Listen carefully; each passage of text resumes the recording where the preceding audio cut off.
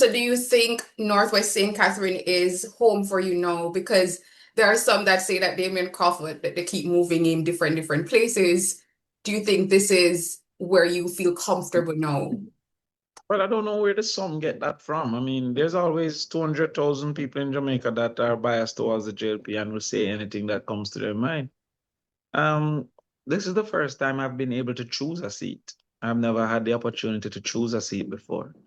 Let us not forget that in 2011, I was a last minute candidate, having had the JLP place Andrew Holness as their leader and say young people time after they defended Dodos to the point that Prime Minister Bruce Golding had to resign. And at that time, the PMP asked me, as the face of the PMP's young people, to run in that election. I didn't choose that seat. And then let us not forget that the MP for Portland was murdered.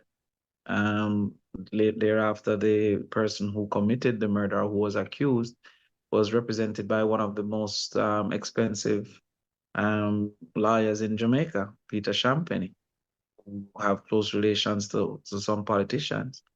And thereafter, this accused individual disappeared from court and have still not been found or carried to justice.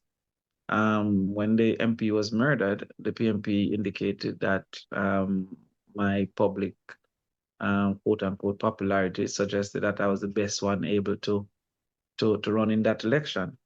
Also, the norm is that normally, for example, when I went to East Rural St. Andrew, we were 7 points behind. We ended up winning. And when I went to East Portland, we were 11 points behind. We ended up 1 point behind. So the fact of the matter is that I've never been given the opportunity to select a seat. In East Portland, persons unwilling to be truthful would forget that COVID came immediately after, and I had a business that supplied hotels.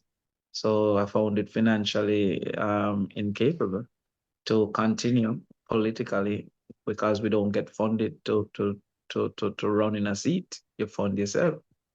And so after the COVID came, I couldn't sustain two houses, which was what Portland would have needed because I didn't live in Portland, nor was it close to Kingston.